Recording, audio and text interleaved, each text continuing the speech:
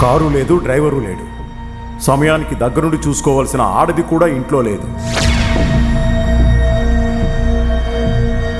చివరికి hospital bill కట్టడానికి కూడా డబ్బులు లేక ఆ డాక్టర్ని బతిమాలుకోవాల్సిన కర్మ పట్టింది.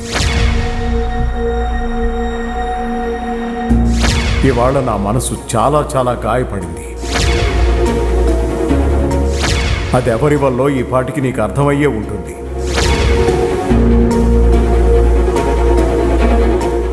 నాకు నిజంగానే తెలియదండి.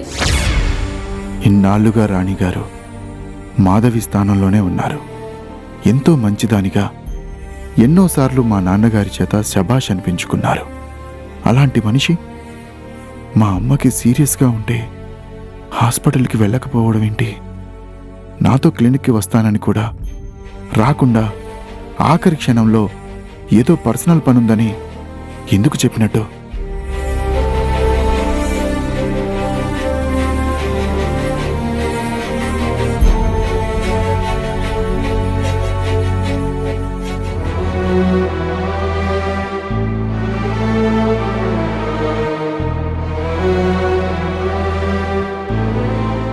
మీతో కొంచెం మాట్లాడాలి.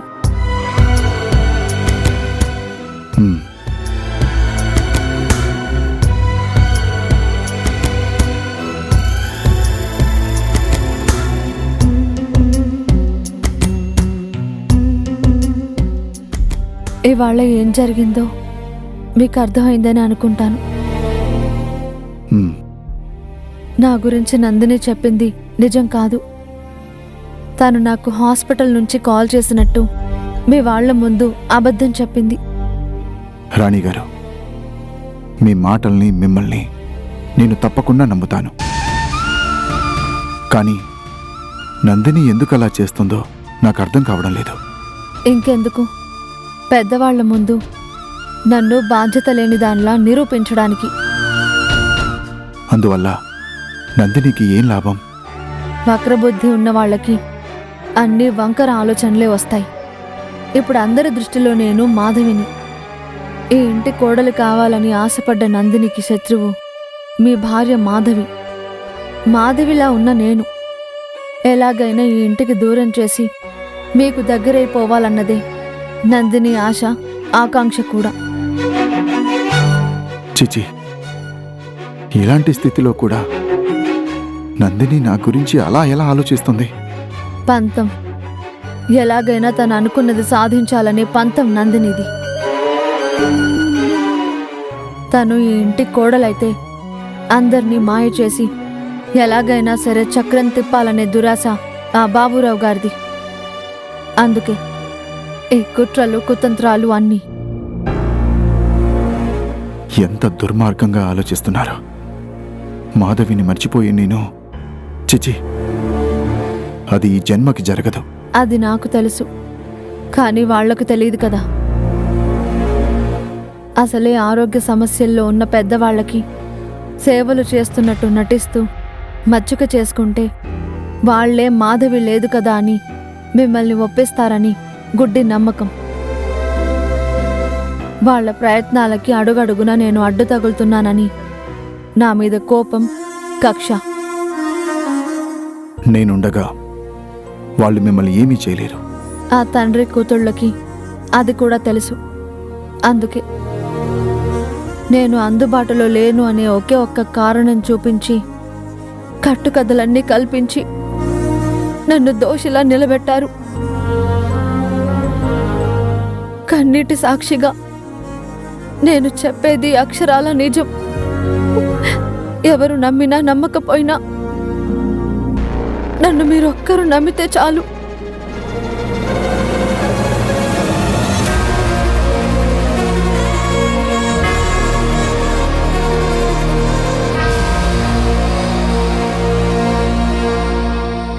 రాణిగారు, నేను మిమ్మల్ని ఖచ్చితంగా నమ్ముతాను.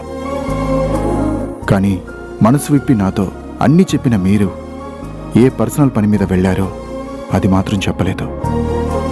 ఎందుకు?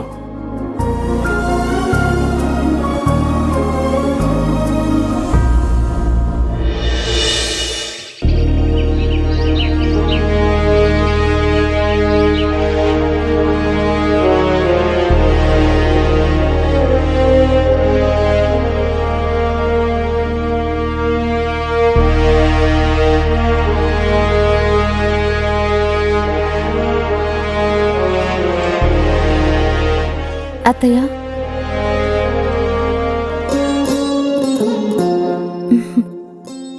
ఇదిగోండి టాబ్లెట్ వేసుకుని కాఫీ తాగండి.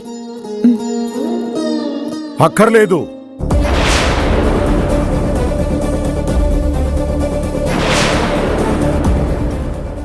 అబ్బో, ఎంత ప్రేమో!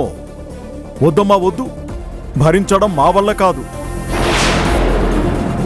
యాండి, కోడల అభిమానంతో వస్తే మీరిలా మాట్లాడతారేంటండి? ఈ అభిమానం నిన్న ఫోన్లో నేనిప్పుడు బిజీగా ఉన్నాను రాలేను అని చెప్పినప్పుడు ఏమైందంట? మావయ్య గారు, నన్ను నమ్మండి. అత్తయ్యని హాస్పిటల్లో అడ్మిట్ చేసినట్టు నిజంగా నాకు తెలీదు. ఏవి నిజాలో ఏవి అబద్ధాలో మాకు బాగానే తెలుస్తున్నాయి. అయినా ఇన్నాళ్లుగా నీ మీద ఆధారపడ్డాం మాది తప్పు. ప్రాణం మీదకొచ్చింది కదా, మాకు బుద్ధొచ్చిందిలే. కష్టమైనా నష్టమైనా ఇక మీదట మా పనులు మేమే చేసుకుంటాంలే. బిజీగా ఉండేవాళ్ళు మీ పర్సనల్ పనులు మీరు చూసుకోండి. మూసాలి ప్రాణాలు మావి, ఉంటే ఎంత పోతే ఎంత. మావయ్య గారు, మీకు దండం పెడతాను, అంత మాట అనకండి. దయచేసి ఒక్కసారి నేను చెప్పేది వినండి ప్లీజ్. ముంజేతి కంకడానికి అద్దం కూడా కావాలా ఏంటి? నువ్వు చెప్పాల్సింది నేను వినాల్సిందేం లేదు. ఏమండి? పార్వతి, నా మీద నీకు ఏమాత్రం గౌరవం ఉన్నా మధ్యలో మాట్లాడకు. అతి సర్వత్ర వర్జయేతని పెద్దలు ఊరికే చెప్పలేదు. అతిగా నమ్మడం, అతిగా అభిమానించడం, అతిగా నెత్తిన పెట్టుకోవడం కూడా ఖచ్చితంగా మన తప్పే.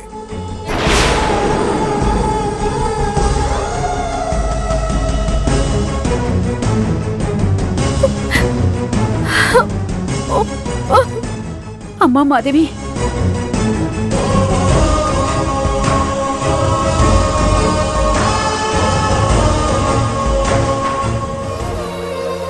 మాధవి మన కోడలు కాదు కూతురు అంటారే, అలాంటిది మీరేనా తన చేత కన్నీళ్లు పెట్టించింది?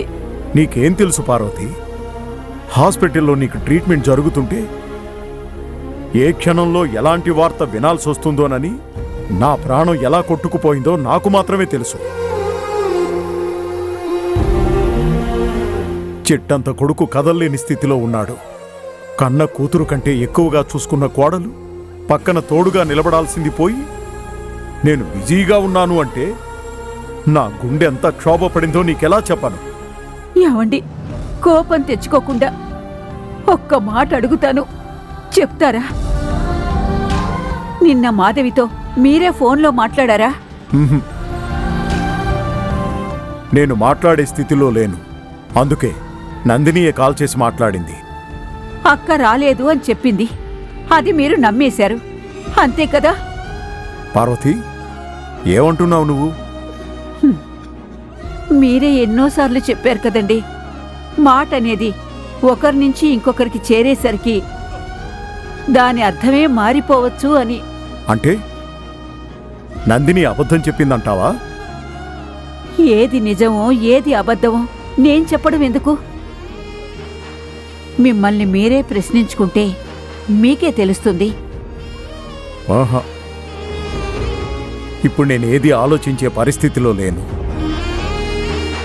అలసిపోయాను పార్వతి. నా అదృష్టం కొద్దీ నువ్వు క్షేమంగా ఇంటికొచ్చావు. లేకపోతే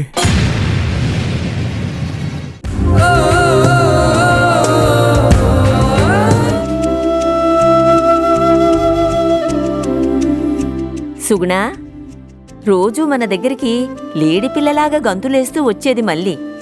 నిన్న రాలేదు, ఇవాళ కూడా రాలేదంటే ఏమై ఉంటుంది?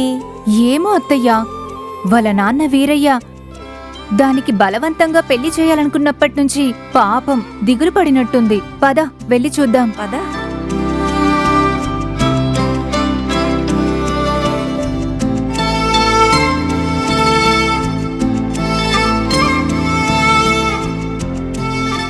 మళ్ళీ మళ్ళీ పిలిస్తే పలకదేంటి? మళ్ళీ తలుపుతీ.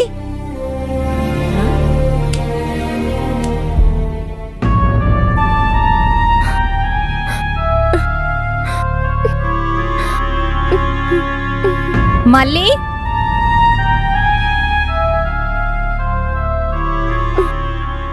అత్తయ్య, అదిగో మళ్ళీ.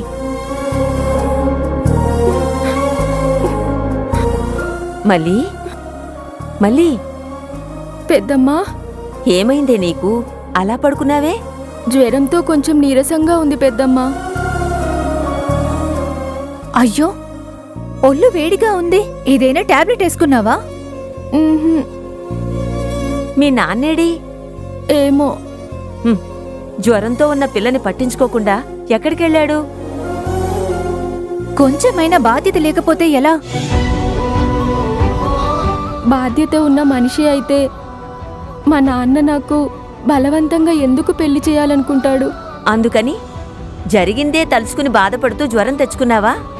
ఇంకేం చెయ్యను పెద్దమ్మా. ఎప్పుడు ఏం జరుగుతుందో అని భయంగా ఉంది. నా మనసులో ఏముందో మీకు కూడా తెలుసు కదా. ఓసి పిచ్చి మొహమా, మాకు తెలిస్తే ఏం లాభం ఉందే? తెలియాల్సిన వాడికి తెలియాలి గాని.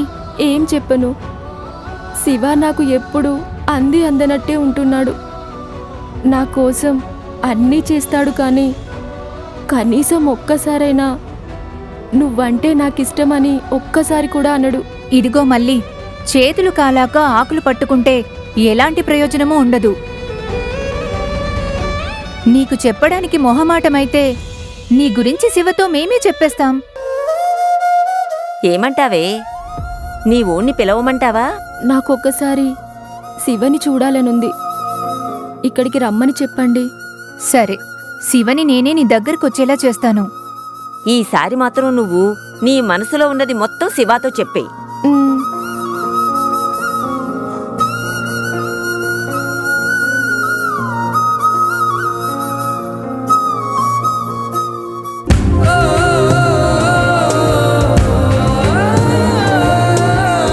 పార్వతి, టాబ్లెట్ వేసుకో. నాకొద్దండి. వద్దంటే ఎలా పార్వతి? డాక్టర్ గారు చెప్పినట్టు టైం ప్రకారం మందులు వేసుకోవాలి కదా. అబ్బబ్బా, ఆ దిక్కుమాలిన మందులన్నీ మింగుతుంటే కడుపులో మంటగా ఉంది. నోరంతా ఒకటే చేదు, వికారంగా ఉంటుందండి. ఏంటి మావయ్య, అత్తయ్య మళ్ళీ వద్దు అంటుందా? అదేనమ్మా గొడవ. ఈ టాబ్లెట్లు చేదుగా ఉన్నాయంట. ఏంటత్తయ్య చిన్నపిల్లలాగా? టాబ్లెట్స్ చేదుగా ఉండక చాక్లెట్స్ లాగా తీయగా ఉంటాయా? అదమ్మా, అలా అడుగు.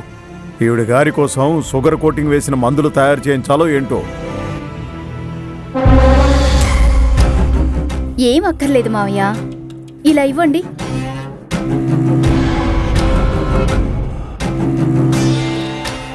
మా అత్త బంగారం, గుడ్ గల్లాగా టక్కుమని మింగేస్తుంది. చూసావా పార్వతి, నందినికి నీ మీద ఎంత ప్రేముందో. నాకు ఎవరెలాంటి వాళ్ళో బాగా తెలుసు. కొత్తగా మీరేం సర్టిఫికెట్లు ఇవ్వక్కర్లేదు. సర్లే అత్త, నీకోసం కాకపోయినా కనీసం మామయ్య గారి కోసమైనా నువ్వు ఈ టాబ్లెట్ వేసుకోక తప్పదు. ఇలా ఇవ్వు.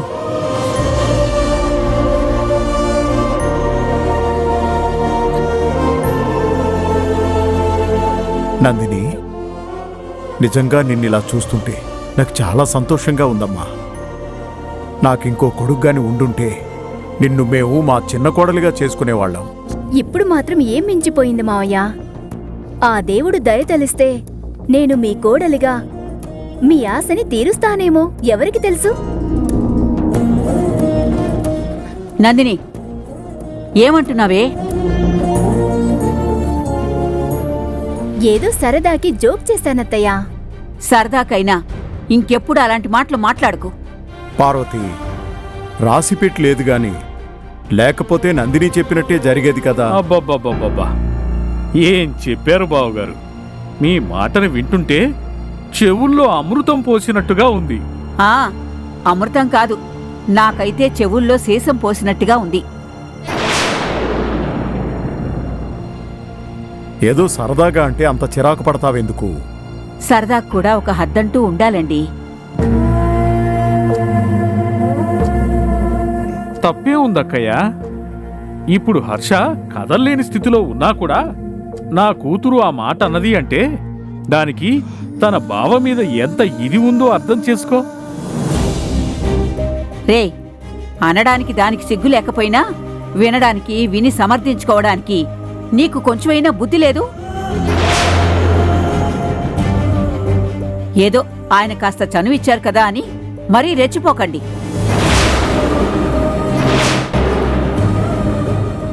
ఆగండి అత్తయ్య.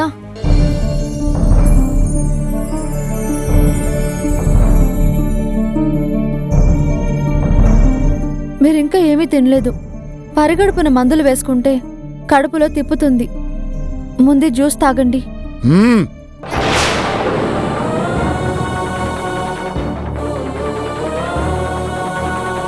జ్యూసులిస్తే ఐస్ అయిపోవటానికి ఇక్కడ పిచ్చోళ్ళెవరూ లేరు. ఏమండి? నువ్వు మాట్లాడుకో. వద్దంటే తగుదునమ్మా అని దూరిపోవడానికి కొంచెమైనా ఉండాలి మరి.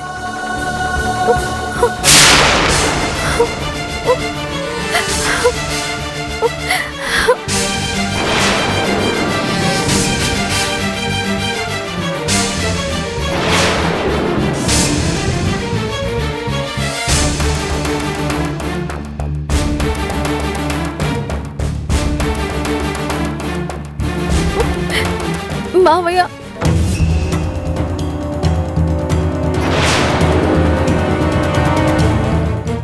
మావయ్య,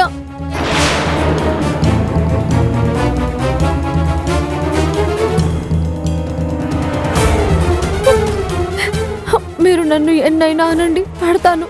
దయచేసి ఒక్కసారి నేను చెప్పేది వినండి. మిమ్మల్ని నేనెప్పుడూ అత్త మావలు అనుకోలేదు. నా అమ్మ నాన్నలే అనుకున్నాను.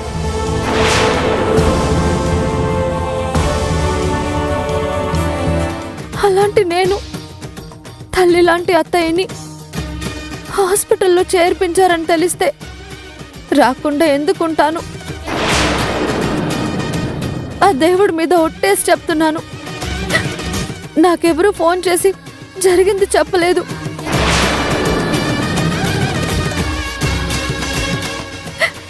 నన్ను నమ్మండి మావయ్య. సరే, నీకెవ్వరూ ఫోన్ చేయలేదు, జరిగిందేదీ కూడా నీకు తెలీదు.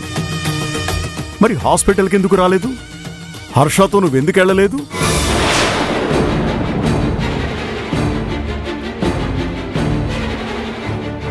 నేను పిలుస్తున్నా వినిపించుకోకుండా హడావిడిగా కారులో ఎక్కడికెళ్ళావు? మేము హాస్పిటల్లో దిక్కు తోచకుండా ఉంటే సాయంత్రం దాకా నువ్వెక్కడున్నావు? ఏం రాజ్యకార్యాన్ని వెలగబెట్టావు? అది అలా అడుగు మావయ్య. కన్నీళ్లు పెట్టుకుని కళ్ళబొల్లి కబుర్లు చెబితే నమ్మేస్తారు అనుకుంటుందేమో. నందిని, ఇదిగో, నా కూతురి మీద అరవడం కాదు, బావగారు అడిగిన దానికి సమాధానం చెప్పు. ఏం చెప్పాలి? ఎలా చెప్పాలి? ఎలా నమ్మించాలి?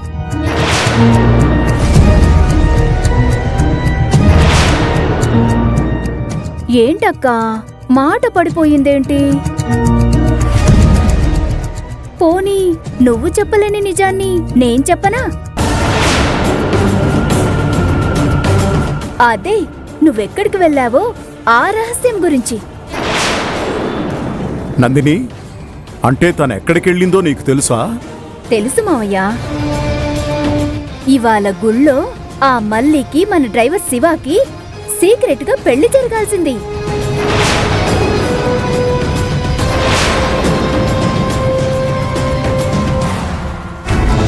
మీ కోడలెళ్ళింది ఆ పెళ్లిని ఆపడానికే. వాళ్ళ పెళ్లి నాపాల్సిన అవసరం తనకే ఉంది. బావగారు, లోగుట్టు పెరుమాళకెరుక అన్నట్టు మమ్మల్ని అడిగితే మేమేం చెప్తాం బావగారు?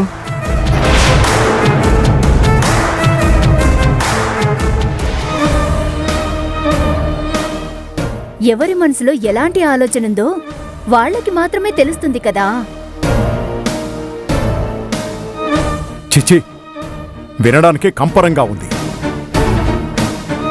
దరిద్రం, మా పాలిట దరిద్రం. ఛ! మావయ్య,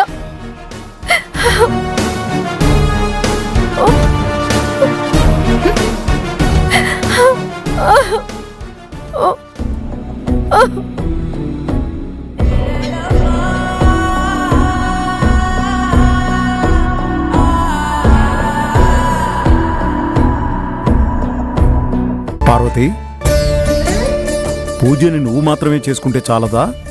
ఇప్పుడు నీ కోడలు కూడా అవసరమా? చాలే ఊరుకోండి.